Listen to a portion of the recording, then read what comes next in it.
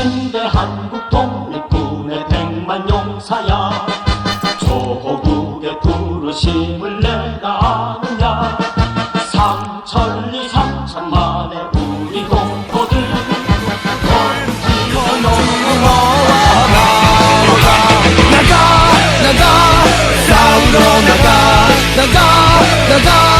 싸우러 나가 국민문의 자유종이 울릴 때까지 싸우러 나가세. In order to save the lives of thousands and thousands of young Americans.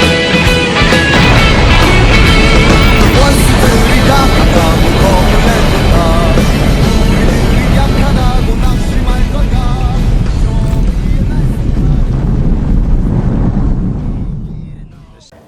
예, 소설 쓰는 윤정모고 1982년도에 최초로 이제 위안부 실태에서 썼고 지금은 작가회의 이사장을 맡고 있습니다. 네. 최근 외할머니 근황은 8분이 살아계시는 걸로 알고 있는데요. 치매가 걸리신 분이 2분이고 병세에 누워서 꼼짝 못하신 분이 한 3분 되고 그 외에 이제 지방에 계시는 분들은 자식들이 보호를 받으면서 살아오셨기 때문에 대체로 건강한데 이번에 가서 실질적으로 인터뷰를 할까 했는데 이제 너무 피곤하대요. 이런데 이제 정말 그런 거 안 하고 싶다고 그래서 그냥 그 실제로 이번에 위안부 할머니들 만난 거는 실패했습니다. 네. 보통 지금 위안부 할머님이 8분 지금 생존해 계신다고 하셨는데 예, 예. 연세가 대충 어떻게 되시나요, 대부분? 그 96, 97, 또 아마 90대 이렇게 정도로 알고 있습니다. 예. 다른 부분은 어떤가요? 지금 윤석열 정권 들어서면서 윤석열이 당시에 이제 뭐 위안부 할머니 손을 붙잡고 뭐 자기가 해결하겠다. 그 명예만이라도 회복하게 해달라고 그렇게 도움을 요청하는데도 완전히 일본 사람 편이 돼가지고 네. 그것 대해서 말하지 않고 대통령 되고 난 뒤에 더 적나라하게 일본 사람 행세를 해요.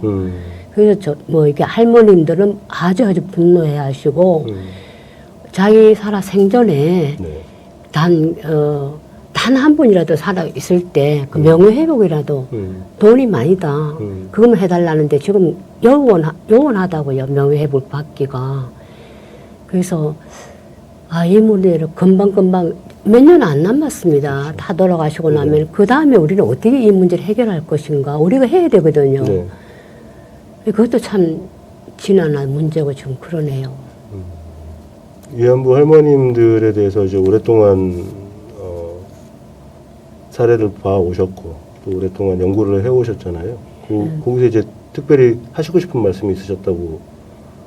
그 정부 위안부라고 그 일본인 작가가 쓴 게 있어요. 네. 거기에서 보니까 37년도까지는 일본 사람만 중국이나 이렇게 만주에 네. 여자들 해서 이제 위안부를 시켰는데 40년도에 군의관이 도대체 성병이 많고 이 화리병이라는 게 군인들이 사기를 떨어뜨린다. 전투에도 그냥 힘을 잃으니까 이걸 해결해야 된다. 그래서 방침을 내립니다. 네. 조선에는 있는 한반도 여자애들은 순결하고 순수하고 성병이 없다. 그 사람들 대처했으면 좋겠다. 그러면서 거기에서는 그때 군인이 70만이었나 봐요. 네. 그 70만인데 가장 딱 적절한 수는 2만 명이다. 여자가 있어야 된다. 근데 이제 그 당장 그 말을 듣고 조선 총독부에다가 2만을 지령하라. 네. 근데 갑자기 2만은 힘드니까 우선 첫 판으로 이제 10,000명을 지령을 했죠. 그때부터 총독부에서 군, 업, 면 이렇게 하면서 전부 그걸 내려요. 숫자를. 네. 이때는 정신대랑 이름 아니고 전부 다가 일본으로 세탁소 간다. 그 군복 만드는 데 간다. 이렇게 해가지고 전부 속임수였습니다. 단 한 사람도 위안부 간다고 들은 적이 없고 그렇게 해서 이제 아무도 가지 않으니까 납치하고 헌병들이 군인들이 나서서 밤에 가는 여자가 두려워 안 구하고 시장판에서도 처녀들 이렇게 납치하는 일이 참 많았죠. 일종의 취업 사기 해외 취업 사기. 예, 취업 사기죠. 예, 친 거네요. 그 인신매매까지. 예. 그러니까 취업해서 취업해서 가는 신청한 사람도 있어요. 네. 돈을 많이 번다고 뭐 일본에 비행기 공장에 가면 돈을 뭐 많이 번다. 그래서 가난한 사람들은 공부하고 싶었던 처녀들은 신청을 하죠. 네. 근데 끌려가는 게 이제 위안부로 끌려가서 갑자기 졸지에 일본 천황이 하사품이 돼서 그날 당장 이제 매춘부가 되는 거죠. 아무것도 연락도 없고. 그래서 그날 그냥 울부짖고 그러면서 죽은 사람도 있고, 왜냐면은 그 처음에는 대체로 장교들이 다 이렇게 돌아가면서 했는데 그 다음날 그 다음부터는 이제 군인에게 넘기니까 20명, 30명씩 막 이렇게 너무 놀라고 이러니까 반항을 하면은 일본 사람들은 이 다다미가 아마 조금만 요만한 방 하나씩 해놓고 일본 위안부를 네. 했나 봐. 그러면은 너무 그게 막 너무 놀래서 이러니까 다다미에 칼을 꽂아놓고 그런 짓을 한 거예요. 그렇게 막 그냥 모든 여자들을 그렇게 하고 뭐라면 그 때리고 이게 학대받은 게 위안부에도 너무너무 기가 막힌데 그렇게 얻어맞아들 참 많고 칼에 찔러주는 위안부들도 많아요. 실제로. 그 실태를 다 이렇게 하면은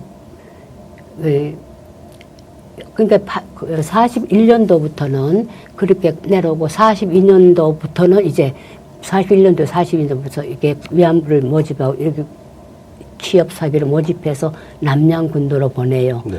그런 게 태평양 남쪽이죠. 7만 명이었거든요. 7만 명인데 그 처음에 일본군이 진주만국으로 이기고 난 뒤에 그 남태평양 전 섬을 다 장악했어요.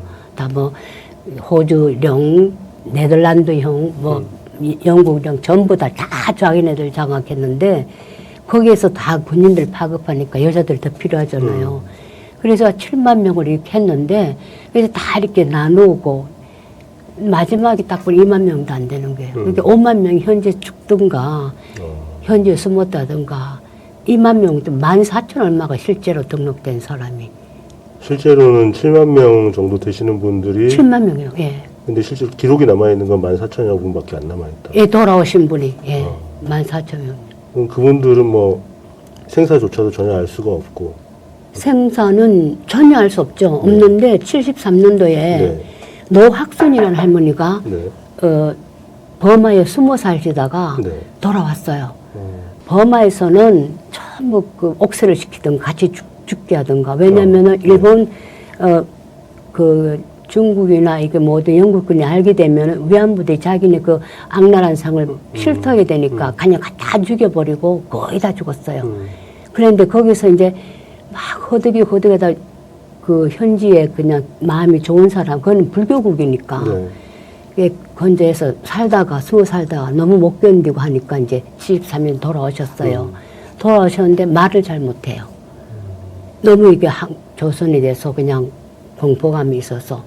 그 다음에 태국에서 이제 그렇게 하시던 분도 있었고, 와, 근데 그 두 분 외에는 실제로 와서 알린 거는, 틈틈이 이렇게 온 사람은 있는데, 그 뒤에 알 거는 이제 김학순 할머니가 처음이죠. 네.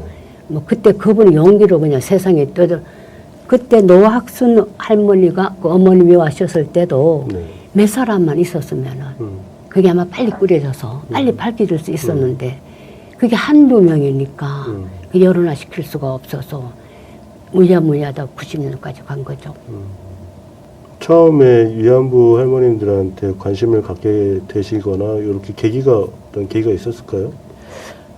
노학순 할머니의 그거를 보고는 분노하고 막 이래서 알고 싶다 했는데 알 수 있는 길이 없고 80년도인가 그 임종국 선생님이 그 정신대 실록이라는 게 있어요. 네.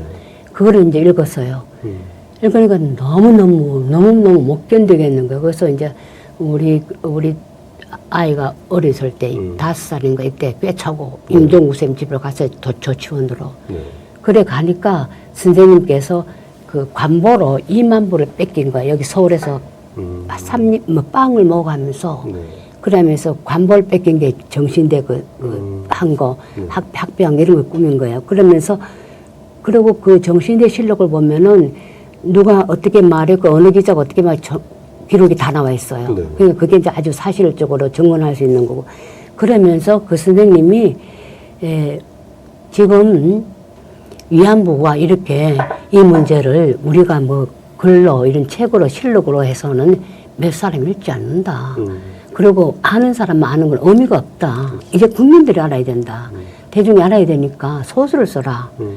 근데 처음에 막막하고 그랬더니 선생님이 길을 열어주면서 여성중앙에서 같이 인터뷰를 하자. 그래서 인터뷰를 했어요. 네. 인터뷰를 하면서 이렇게 실태를 막 얘기하니까 또 이제 다시 새삼스럽게. 그래서 내가 처음에 이제 여성중앙의 주관이 그럼 우선 100장이라도 써보라. 그래서 그 상제 실제로 그 학대받은 거 네. 이런 걸 갖고 100장을 썼어요. 그러니까 이거 쓰고 나니까 운동권에서 내가 그때 이제 80년도에 광주 항쟁 수배자를 5번까지 숨겨줘서 그쪽에서 이제 이름이 알려졌고 그러니까 한마당이란 그 출판사에서 이걸 그냥 책을 내자. 그래가지고 82년도에 이제 그걸 냈죠. 짧은 중편으로. 네. 그게 이제 대학교 교본이 됐대요. 정신대 실록에서 그렇게 아주 정난하게 쓴 건 없으니까. 네. 그 뒤에 이제 이것은 마치 나의 어떤 멍해처럼 나의 의식에서 떠날 날이 없었죠. 구체적인 피해 사례에 대해서 오늘 좀 말씀해 주시겠다고 말씀하셨는데 그 말씀해 주시면. 제가 좀 몇 분만이라도 얘기해 드릴게요. 네. 김효림이라는 분인데요. 친구와 길에서 헌병에게 납치되어 군트럭에 실려 만주 철벽진에 있는 군부대로 끌려갔다. 첫날은 장교들한테 당했다. 다음 날부터 군인들이 왔다. 그 군인들은 자주 토벌대에 나갔다. 일주일에 3, 4일은 밤에 토벌대를 나갔다가 새벽에 돌아왔다. 돌아올 때는 군인들이 노래를 부르고 행진을 하면서 왔다. 그럴 때는 우리는 모두 일어나 있어야 했다. 평일은 주로 오후에 왔지만 토별하고 온 날은 아침부터 몰려갔다. 넉 달이 되어가는 어느 날 병영이 매우 조용했다. 모두 토별로 나간 것이었다. 그 틈을 타서 조선인 장사꾼이 몰래 들어왔다. 중국인에게 아편을 배달하는 사람 같았는데 나는 화들을 봤는데 친구의 옷자락을 잡고 함께 데려가 애고를 했다. 그가 상해까지 데려와서 돈 10원을 주면서 조선으로 가는 배를 타라. 자기는 고객이 기다리고 있어서 어서 가봐야 한다. 나는 표를 샀으나 국방색 단코 바지를 입은 남자와 군인에게 또다시 붙잡혀 4.20에서 배어 태워졌다. 4.20에서 6개월쯤 지났을 때 남태평양 있는 트랙섬으로 갔다. 그때 거기서 걸핏하면 밑이 빠져 군인들은 손이나 입으로 해주면서 시간을 때웠는데 폐기 처분당하면 죽음을 당할 수밖에 없었기 때문이었다. 자궁이 나와서 있거나 하면은 그냥 산에나 어디 데려가서 버리고 그 위에 나무 잎이나 이렇게 묻어주지도 않고 그런 사람이 참 많았어요. 그리고 황금주 시편은 동네 반장이 일본 군수공장에서 큰 돈을 벌 수 있다고 해서 따라갔다. 지정해준 날짜에 함흥역으로 나갔는데 여기에는 여러 군에서 모집해온 여자들이 20명이 있었다. 우리는 군열차를 탔고 우리가 탄 기차는 남쪽이 아닌 북쪽으로 갔다. 3일이 지나서 도착한 곳은 길림석이었다. 도착한 다음날 장교의 방으로 끌려갔다. 장교는 침대 옆에 있다가 가까이 오라고 끌어안으래서 내가 끌어앉아 살려달라고 빌었으나 장교는 내 따은 머리를 잡아 일으켜 세우고 칼로 속옷을 찢었다. 나는 놀라서 기절하고 말았다. 하루에 오는 군인 수는 3, 40명 정도 되었고 공일에는 군인들이 팬티만 입고 줄을 서 있을 정도였다. 어떤 사람은 팬티도 벗고 다른 사람이 하는 도중에 커튼을 열고 들어오기도 했다. 조금만 시간을 끌면 안에다 대고 빨리 하라고 외쳤다. 전쟁터에 나가는 사람 죽기 살기로 했고 어떤 사람 울면서 하기도 했다. 콘돔을 가져와서 끼워달라고 하는 사람, 끼워오는 사람 가져오지 않는 사람 가지가지였다. 위안부 생활하는 동안 단 한 번 보수를 받은 적이 없다. 몇 달이 지났을 때 불두덩이 위에서 배꼽까지 노랗게 골만 여들이 속출했다. 그러면 얼굴도 붓고 노래졌다. 이런 여자도 군인이 데려간 후 돌아오지 않았다. 한문역에서 같이 온 20명 중 나만 남고 모두 도중에 없어졌다. 아파서 없어졌고 다른 부대로 끌려가서 또 한때입니다. 새로 충원된 여자들도 많이 없어졌고 마지막에 또 나와 7명이었다. 자궁이 붓고 피고림해서 할 수 없는 날 한 장교가 와서 나에게 못하겠거든 자기 성기를 빨라고 했다. 내 똥을 먹으라 먹었지 그지를 못하게도 했더니 죽여버린다고 칼을 들고 덤벼서 나는 기절했고 깨어나보니 3일이 지났다. 몇 년이 지난지도 모르겠다. 어느 날 막사를 열고 나가보니 병영은 텅 비어 있었다. 식당으로 가보니 모든 물건이 흩어져 있고 그때 한 졸병이 들어왔다. 그는 먼 산 고지에서 연락병으로 갔다가 돌아와 보니 빨리 떠나는 장교의 쪽지만 남아 있더라고 했다. 원자 폭탄이 떨어져 일본이 항복했다. 너희들도 여기 있다가는 중국 사람에게 맞아 죽을 테니 빨리 조선으로 돌아가야 좋겠다고 했다. 나는 동료들에게 빨리 떠나자고 했다. 동료들은 모두 밑이 붓고 고름이 나고 몸이 부어 걸을 수가 없다. 울면서 나 혼자 가라고 했다. 나도 한참 같이 울다가 벌떡 일어나 머리를 동이고 옷을 모두 껴입고 막사를 나왔다. 이상순 할머님께는 고모집에 놀러를 갔는데 고모집과 멀지 않는 곳에서 노래소리가 들려봤다. 속에서였다. 여자들이 마루에 장구 쳤고 남들 듣고 있었다. 어느 날부터 여자들이 계속 모여들었다. 속에서에 머물던 늙은 조선인 남자와 일본인 군속이 지방으로 다니면서 여자들을 모아온다고 했다. 일본인 군속은 노란 국방복을 입었고 어깨에 붉은 풀을 탑재서 견정의 갈매기 모양의 것이 한 개였다. 여자들 중에는 아버지에게 팔려서 온 애들도 있었다. 나는 언니들에게 어디로 가냐고 물어오니까 돈 벌러 간다고 해서 나도 따라가게 됐다. 부산에서 연락선을 타고 식당에서 일하는 일본 사람이 너희들이 가는 곳은 뻘거벗고 시커먼 토인들이 옷도 안 입고 나무 껍데기 몸을 가리고 사는 곳인데 가면 죽는다고 했다. 거기 가서 우리가 무엇을 하냐고 물었더니 수세미 공장에서 일하게 된다고 했다. 파라오 섬에서 내렸다. 원주민들 옷을 입지 않았고 여자들도 여자 예쁘로 허리만 가리고 다녔다. 일주일쯤 후 저녁 무렵 주인이 우리에게 현관에 앉아 있으라고 했다. 조금 있으니 군인들이 와서 신발을 벗어들고 마음에 드는 사람 지목해서 그 여자들을 데리고 방으로 들어갔다. 나는 지목한 군인이 방에 들어오자마자 벌거벗고 덤벼 비명을 질렀다. 군인들이 사정없이 때렸다. 하얀색 군복을 입은 군인과 국방색 군복을 입은 군인이 왔다. 어떤 군인들은 한 번 하고 옷도 입지 않고 있다 또 달려드는 놈이 있었다. 이때 나는 소리를 깨끗 지르며 악을 써서 기절했다. 그러면 때리고 칼로 찌르기도 했다. 군인을 받다가 견딜 수 없어 도망을 가다 붙잡혀서 매도 숱하게 맞았다. 그때 하도 맞아서 오른쪽 귀가 안 들리고 몸도 성한 곳이 없다. 도망가며 목을 올가면서 끌고 다녔다. 날이 갈수록 폭격이 심했다. 위안소는 폭격이 떨어져 많은 위안부들이 죽었다. 위안소 영업은 중단되었고 출입하는 군인도 없었다. 전쟁이 끝난 것이다. 버려진 우리는 오돌오돌 떨면서 함께 이와야마로 피난을 갔다. 우리는 먹을 것이 없어서 내과 있는 커다란 달팽이를 잡아먹었고 나중에는 도마뱀과 지도 산초를 잡아먹었다. 어느 날 밤에는 들고 다니던 항구에 마을에서 얻은 쌀을 넣고 주위를 더듬거려 물을 붓고 불빛을 숨겨가며 밥을 하는데 폭격을 당했다. 우리는 항구를 들고 정신없이 도망다니다 아침에 보니 밥이 덜 되어 시뻘겠다. 사람이 죽은 핏물을 받아 밥을 지은 것이었다. 우리 6명 그거라도 안 먹으면 죽는다고 눈을 질끈 감고 먹었다.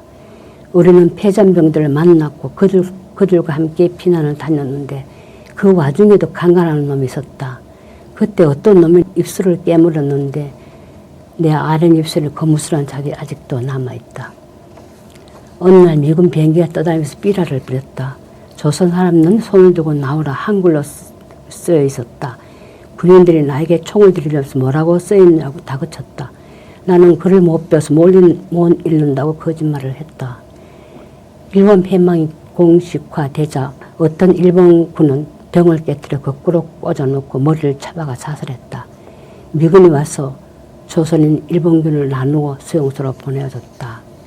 아주 적나라하게 당했던 거 이런 거는 꼭 밝히고 싶어요. 그러니까요. 제 책에는 네. 밝혔지만은 그게 정원집에 나와 있는데 네. 그게 1000권도 안 팔려요. 저는 이거 사실을 꼭 좀 알리고 싶어요. 가장 아주 적나라했던 데는 포코소라는 위안소가 있었는데요. 네. 이게 아마 거기가 파푸아뉴기니아 동부 브리턴 섬에 있는 일본 기지인데 여기서는 포코소에서는 하루에 90명을 받았어요. 90명을 받아서 우리 조선 그게 우리 한반도 그 여성이 가서 거기서 반이 죽었어요. 90명을 받으니까. 그리고 한 분이요? 한 사람이 90명을 한 사람 보내서, 다. 예, 그 기지가 엄청 17만의 군인이 있는 장소, 육해공군 다 있었고 하니까. 근데 위안소도 여러 개인데도 그게 수용이 안 돼서 90명씩 받았는데요. 근데 어떻게 하냐면은 점심 먹을 시간도 없어요. 그리고 계속 가랭이 벌리고 누워있으면은 계속 하고 나오고. 그러니까 이거를 정인들 뭐라 그러면 찌르고 나가고. 그러니까 거기서 오줌 누를 시간도 없어. 오줌과 정이 번복이 돼서 됐는데도 전쟁터로 나간 사람이 이런 관심이 없다는 거예요. 그런데 배는 거 보고 뭐가 살아야 돼. 전부 다들이 우리 조선 여자들은요, 참 이렇게 정확한 정신을 갖고 있는 게 자기네들 원해서 간 것도 아니고 당하는 건데 여기서 그냥 개조금 당하면 억울하잖아요. 그러니까 전부 다 동맹을 한대요. 먹자, 살아남자. 그러니까 살아남기 위해서는 그 짓을, 남자가 그 짓을 하고 있는데 감빵이나 뭐도 먹는 거예요. 그거 안 먹으면 채워지지가 않으니까. 그렇게 가는데 그렇게 악을 써도 반이나 죽은 거예요. 거기서. 90명이면 안 죽겠어요? 사람이 상상이 죽죠. 안 되는데. 그리고 또 하나 그거는 섹스 특공대를 만들어서 일본 사람 참 이상해요. 지금 전투를 하러 가잖아요. 네. 그럼 이 전투병이 도망을 갈까봐 네. 섹스 특공대에서 트럭을 해가지고 여자들을 실어요. 그 전투장까지 따라가요. 그 전투장 뒤에다가 딱 천막을 딱 우리나라 탈의장처럼 그걸 쳐놓고 그게 들어보내는 거예요. 거기서 맨 땅에 그 무슨 나무는 있다지만은 그 맨 땅에 하면 그 여자들이 여기가 허리가 다 나가요. 그래가 못 이루는 사람이 너무 많고 죽은 사람이 많은데 나중에 어떤 그 우리 학병이 가서 보니까 그 죽은 여자들이 그 입에 18이가 막 이렇게 가랭이 벌려. 그거를 통곡을 하면서 끌어다가 판초를 덮고 무덤을 해줬다. 섹스 특공대까지 만들었다는 거는 어떻게 이 벌을 다 받아야 돼요? 그러면은 이 할머님들이 끌려갔다는 것 말도 인정해야 될 거 아니에요. 그리고 권오담하러 가고 아무 소용도 없고 계속적으로 이렇게 사과를 해야 되는데 사과까지는 안 해줘야 그냥 인정만 해주면은 그 인정도 안 하니까 자꾸 경무한 방법으로 그거 하니까 그것이 너무 지금 우리는 억장이 묶이고 기가 막히는 거죠. 어떻게 하면 얘네들한테 사과를 받아낼 수 있고 할머니들 명예를 회복을 시켜줄 수 있을까요? 뭐 일본인들 전체는 아니겠지만 우리가 주로 일본인 정서를 얘기를 할 때 강약 약강이라고 강한 자한테 약하고 약한 자한테 강하다 그런 정서가 있지 않나 이렇게 생각을 하는데 뭐 그 동안은 뭐 70년대, 80년대, 90년대까지는 그래도 일본이 우리보다 강국이라고 생각이 됐었잖아요. 근데 2000년대 들어서는 우리가 이제 역전을 해서 우리가 강국이라고 자신 있게 얘기할 수 있는데 이번 윤석열 정권 들어서 다시 뭐 모든 걸 사회적인 걸 퇴행을 시켰지만 이 일본과의 관계에 있어서도 이제는 우리가 뭐 큰 소리 치면서 일본한테 사과해라, 인정해라 라고 큰 소리 칠 수 있는 지금 상황에 오히려 거꾸로 가서 무릎을 꿇고 있고 이런 지금 상황이거든요. 그래서 뭐 저희 그 덧탐사의 모토 중에 하나가 나라가 안 하면 나라도 한다. 그래서 기대하는 사람 많아요. 네. 근데 일단 중요한 것은 이런 사실들을 대부분의 시민들이 약간씩은 알고 있겠죠. 뭐 들은 얘기들 뭐 이런 것도 조금 알고 있겠지만 이 처참한 상황은 거의 모르는 것 같아요. 저도 지금 처음 들은 얘기가 굉장히 많거든요. 예. 이 이야기들을 알리는 게 저희의 이제 가장 큰 임무인 것 같고, 이거 뭐 알게 되면은 대한민국 국민으로서 어느 누가 이거를 모른 척하거나 지금 같은 뭐 친일을 넘어서 거의 숭일을 하고 있는 이런 정서에 반기를 들지 않을 수 있을까? 이번 그 광복절 기념 방송으로 이제 나갈 테지만 여기 이 기념, 그러니까 이 8.15 광복절을 위한 프로그램이 아니라 이제 제대로 시작하자. 아니면 다시 한번 나라 잃게 생겼다. 지금 딱 일촉즉발의 상황으로 보거든요. 저는 뭐 윤석열 정권이 전쟁도 불사해서 일본은 뭐 후쿠시마 사고 하나만으로도 국가로서의 존립은 굉장히 위험한 상황이거든요. 일본에게 대륙 진출의 교두보를 마련해 주려고 하는 게 아닌가 하는 구체적인 증거들을 저희가 많이 알고 있고, 같아요. 지금 상황이 얼마나 위기의 상황인가. 그러니까 과거에 이런 역사가 또다시 반복돼서는 안 된다. 그런 의미로 이 작업들이 이제부터 더 본격적으로 시작해 나가야 되지 않을까. 위안부 할머님들도 이제 몇 분 안 계시지만 우리가 그 이야기들을 다 알고 있으니까 우리가 해야 될 일도 정확하게 짚어서 앞으로 좀 진행을 해야 하지 않을까 이런 생각이 듭니다. 그 문제는 수요 집회 같은 데 가면은 그 반대파들이 와서 집회를 못 해요. 어떻게 떠드는지요. 아무 우리 말이 들리지 않도록 그걸 하는데 이게 곳곳에 따라다녀요. 이 그룹은 이 분을 어떻게 해결하면 좋을까요? 그분 뭐 제가 갖고 있는 생각은 그분들은 내추럴 본 일본인이거나 아니면 그 사람들한테 포섭된 사람들이겠죠. 근데 이런 실태를 이 참상들을 잘 우리 국민들이 잘 안다면 그런 사람들이 발붙이게 하지 않지 않을까요? 이 시민들이 도대체 이게 뭐 하는 짓이냐라고 누군가는 말려 세우지 않을까. 그렇게 기대를 해야죠. 저희가 뭐 공권력을 가지고 있는 것도 아니고 물리력을 행사할 수도 없고, 다만 우리가 할 수 있는 것은 진실을 계속 전달을 해서 시민들이 그걸 알기만을 바랄 뿐이죠. 저는 장기 계획으로 저도 언제까지 일을 할 수 있을지는 모르지만 아직 그래도 젊으니까 100주년 때까지는 우리가 바로 잡아야 되지 않나. 이제 한 20년 남았는데 100주년까지는 반드시 누군가는 이 작업을 해놔야 그 다음 사람들이 또 이어갈 거다 생각이 드네요. 인간 존중, 가치 창조라는 경영이념을 바탕으로 대한민국 제약산업의 트렌드를 이끌고 있는 회사입니다. 한미약품은 제약산업의 미래입니다.